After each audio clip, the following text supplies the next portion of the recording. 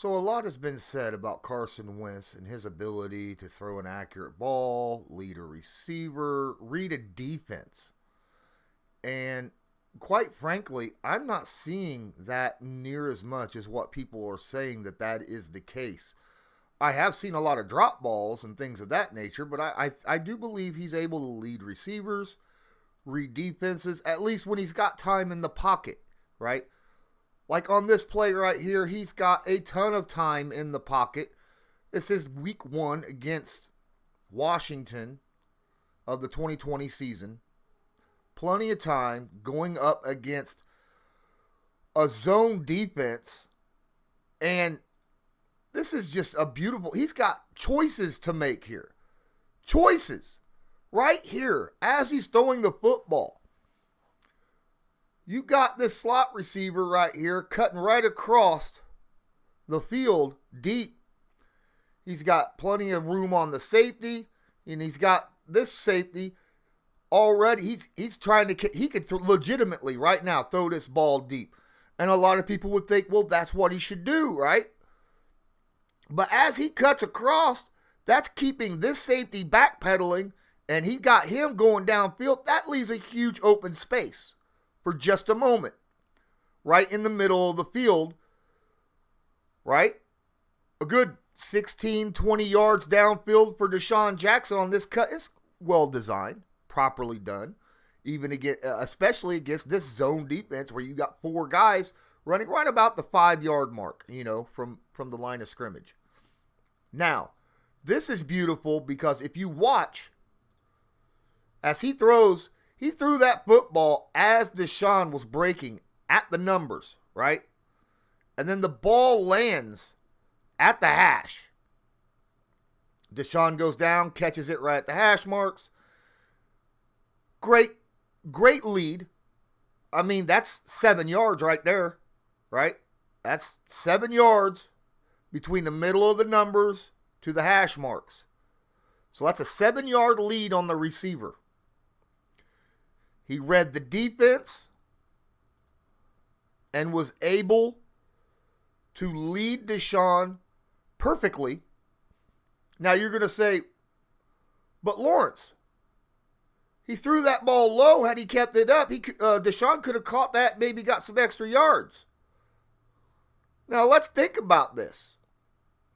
Let's think about this for a moment.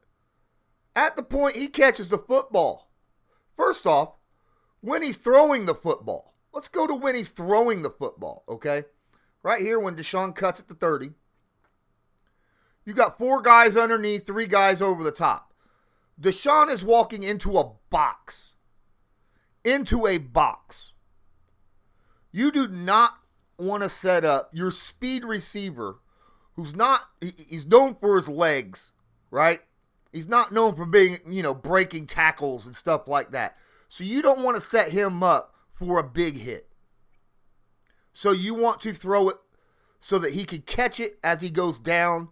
It's a first down throw, so it don't matter on that aspect. Let him catch it as he goes down. Second point of view is look where he catches this football. And where he threw it, where he catches it, where the safety is. Bam. Right there. Had he thrown it up here for him to catch, first off, he'd have been lit up by the safety, right? Immediately. He's saving his receiver throwing it low. Secondly, he's now taking the odds of throwing a tipped interception and dropped it dramatically. You got guys over behind him, right? How often have you seen a high throw that gets tipped, ends up getting picked off by guys behind them? Throwing it low not only saves the receiver here, but drops the chance of a tipped interception. Let's go look at this at a different view because, quite frankly, this throw is a lot more amazing than what you might actually see. Because how he drops this football is unbelievable. Right here, he's getting here, and the ball is being released. Now, there's a linebacker right here. He's got to get that ball around. Now, he knows He's got to kind of throw it high out of his reach. But the ball's got to drop quickly to get in reach of Deshaun Jackson. Watch. Right over his head, and then look at how much it drops. And that ball is thrown very, very well. He put amazing touch on the ball for it to not only still have good zip on it,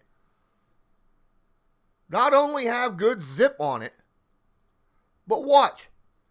It just loops right over the top of the linebacker. I mean, wow. That's like a pitcher throwing a baseball on, Come on. That looks just like a baseball pitch. That's beautiful by Carson Wentz.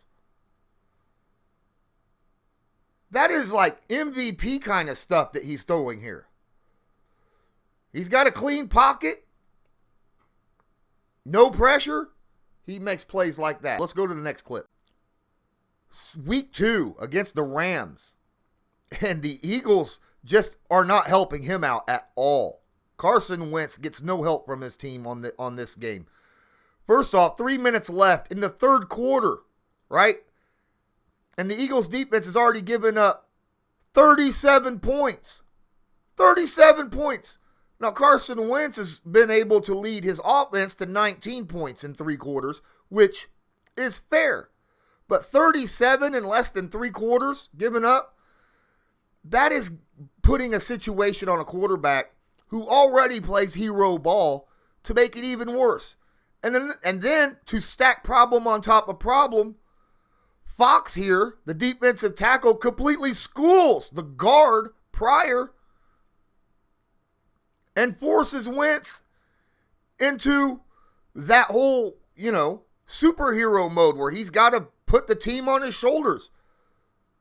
And then when he steps up, he's got Aaron Donald who cuts around the edge right in his face. He's got to get rid of the football.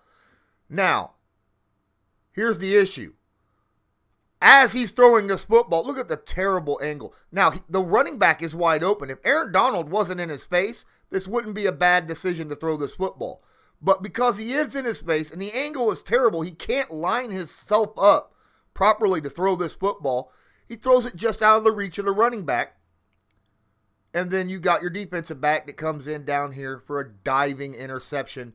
Basically, this seals the game for the Rams. And yes, this is hero ball right now, but when you're down 18 points with a little over a quarter to go, and your defense has shown no ability to make any stops in a game, that's what you're going to end up pushing your quarterback to do really silly things like this. And I have noticed that a lot of his really bad plays is because he's been put on that spot. You need a team that is able to help him. You can't rely on your quarterback to win every game for you. Now, obviously, this was a first down play. Wentz should have realized that and just threw the football away. So this isn't completely on just the rest of the team around Carson Wentz. He's got to realize game situations. Throw the football away on first down rather than throw a bad pass. Live to throw another day. Let's move on to the next clip. Now here's the time against the Bengals where playing hero ball actually helps out a little bit, right? And this play right here, there's multiple things that goes wrong for Wentz on this play, and somehow he makes positive yards out of this and makes the right decision when he does. Now, as we watch, you're going to see the tackle comes around the corner here, but look, you got the receiver making a break here. He's going to be wide open. Wentz sees it. He's getting ready to throw. Watch his arm cock back. And then he feels the pressure, right? He feels it right at the last second. This is great ability of knowing when that pressure is. He's got to tuck that football back because the pressure there, it might be ripped out of his hand due to the pass rush, as we've seen multiple times. Strip sacks from that defensive end, slapping the football. So he brings the ball back into his hands, tucks it, bam, brings it up. Then, look, the defensive end has him around the ankles. This is a sack, right? No, Wentz is able to break free of that. Look, out. Now he can't throw it to the receiver because, let's face it, he's not as open as he once was, because that's like 2 seconds. You got another guy cutting across, but 2 safeties covering both. The rest of the guys, everybody's covered. Wentz steps up in the pocket, trying. Nope, not throwing that ball. He looked like he was going to toss it to him, but too close. Guy jumps up in the air. He doesn't throw it there either. Bad situation. Cuts around the edge.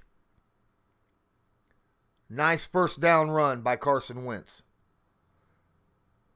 Hero ball, but making the right decisions instead of the wrong ones. And that we need to see more of from Carson Wentz. Much more. Now, funny thing is, I'm seeing stuff like this over and over and over, and I got to point it out. This has been giving Carson Wentz a really bad name for this past season. He actually short hops it here to Miles Sanders. Wide open running back out in the flat. He short hops it, and everybody's like, this is terrible. He's overthrowing and underthrowing running backs and tight ends at close range. Bad accuracy, close range. No. Let's look at the situation, see why this is happening. Because quite frankly, in my opinion, this is a heck of a play by Carson Wentz just to get the ball out and making a right decision on the play. So let's look at this at a better angle, shall we? So we come over here. Now, you got Kinlaw and you got Ezekiel Ansah. They do a stunt, right? Kinlaw takes the tackle, pushes the tackle. Ansah cuts back inside. It is the left guard's job to recognize, come off of Kinlaw, and get the stunt guy. Have you noticed there's a big problem at left guard for the Eagles? He played terrible last year. And the guard can't play terrible because that's pressure up the middle, and that's what you want to do against good mobile quarterbacks is get pressure up the middle. Now for the Colts, he's not going to have that problem. We got a left guard over there called Quentin Nelson. He's going to recognize these kind of things. But watch Ezekiel and Kinlaw. They do a beautiful stunt here, and the guard does not recognize it.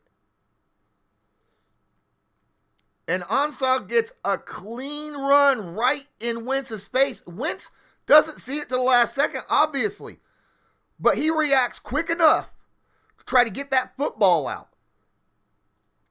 Now, granted, it wasn't a perfect pass. It might have even been tipped because of the way the ball was, ducking all the way out there to Sanders.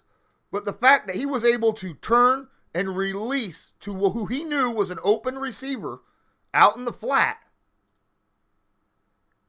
to avoid taking the sack.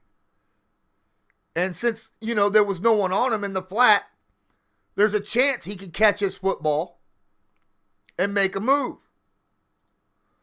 So you can't put this play right here and plays like it on Wentz because Wentz actually does the right thing. Yeah, he gets his arm hit by Ansah as he releases the football. That's why it's ducked. And that's why it wobbles and short hops. This kind of thing happens all year because this guard was awful. And if you're an Eagles fan watching this, you tell me, am I wrong? Because I'm seeing film and this guard is awful. The whole time, all year.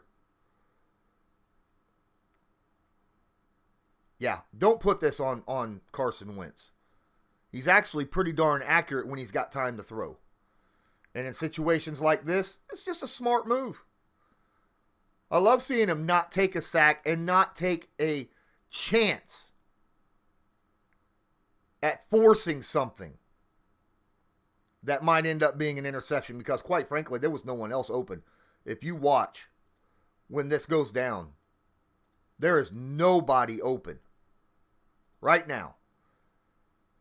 He can't throw this ball here. This guy could move up. That's your only real option, and that's not an option because you got a guy over and under. He's your only option here. Wentz knows it.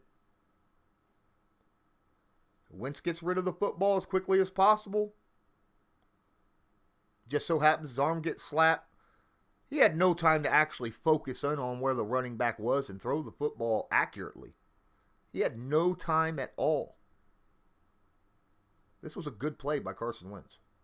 Well, one thing you can't do is say that Carson Wentz is not a tough guy. He's not someone who's going to stand in the pocket, stand tall, take a licking before throwing a football. He will wait till the last second. I mean, on this play, look at it. This is a 7-man delayed blitz by Pittsburgh. 7 guys. I mean, look. It's ridiculous.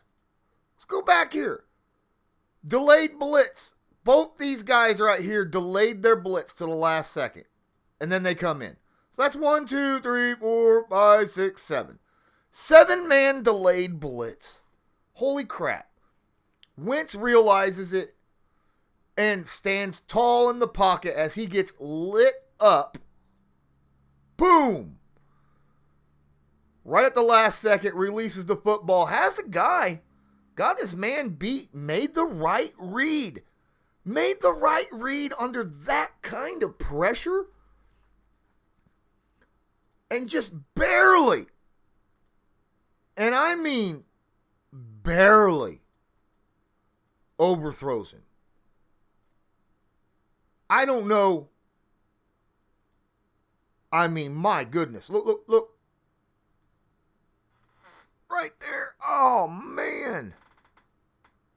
Right over his fingertips.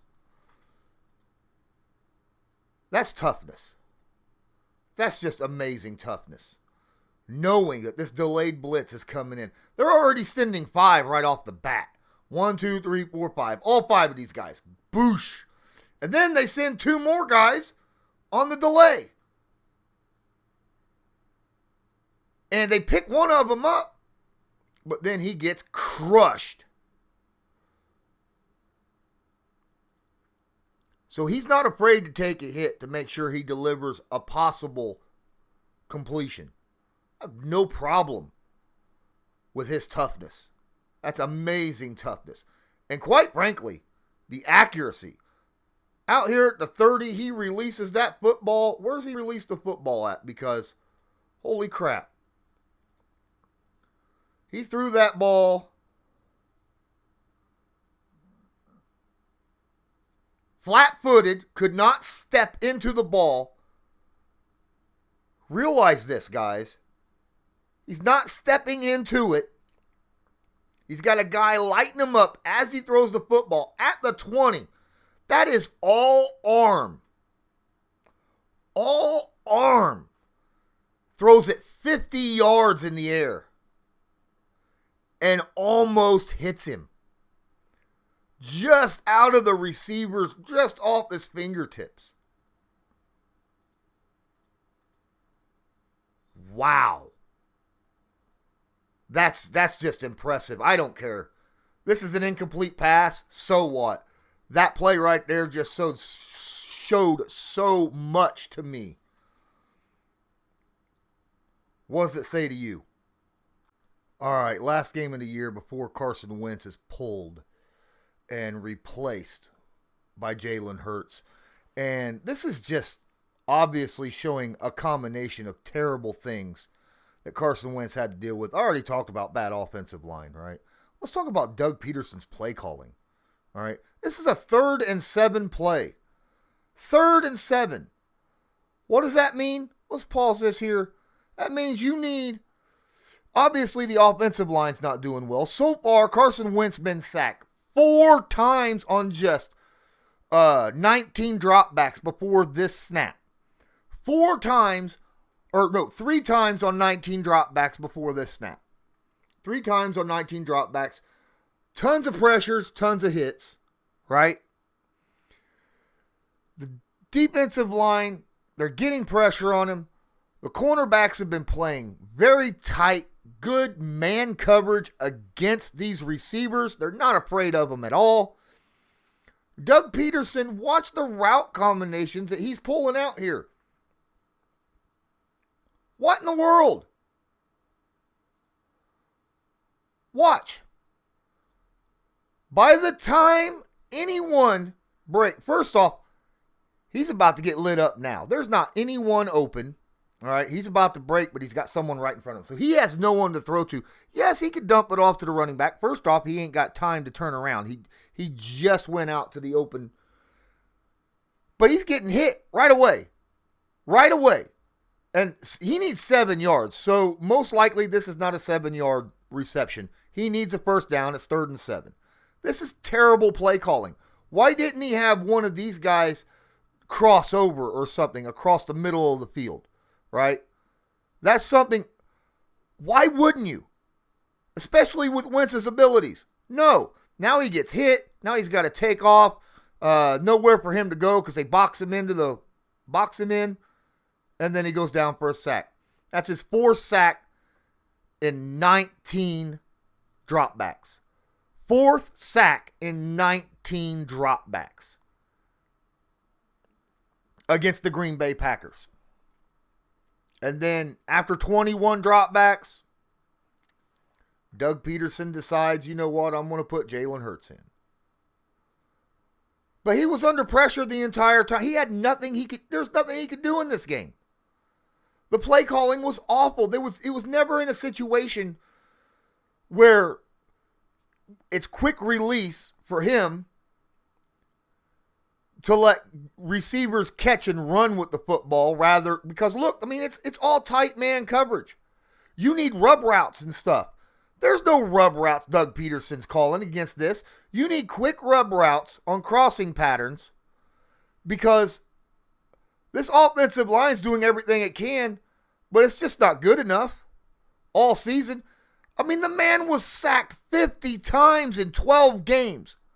50 times in 12 games. That's not something you can live with as a play caller. Yes, you could put that on the offensive line. A lot of people want to put that on Carson Wentz for holding the ball too long. I didn't see it that way. Some of the times, yes, there's a couple of those sacks where he held on the ball a little too long. He should have threw the ball away. But a lot of these, poor offensive line play and bad play calling. The play caller not realizing the situation and calling plays that will work in the current situation. I mean, come on. He's just now coming out and he's about to get lit up. This is his only option, and he just now got open. But the guy's right there by him. This is horrible. It's almost like Doug was trying to put Wentz in bad situations so he had the reason to move on and play Hurts. Horrible, horrible. I think Frank Reich is a better play caller. The Colts have a better offensive line. I think they have more reliable receivers in a run game. Carson Wentz legitimately has a shot at being very good with the Indianapolis Colts as opposed to the terrible Philadelphia Eagles that Wentz was playing on last season. Don't forget, thank you so much for watching this film room. Please hit that like button. Smash subscribe if you're not subscribed so you can get my other stuff. Hit the notification bell so you're notified next time I go live or upload a video. And don't forget to check out the description of the video for my Patreon page. Until next time, I'm Lawrence Owen. This is my film room breakdown of Carson Wentz and, quite frankly, what happened in 2020. Until next time, have a good one.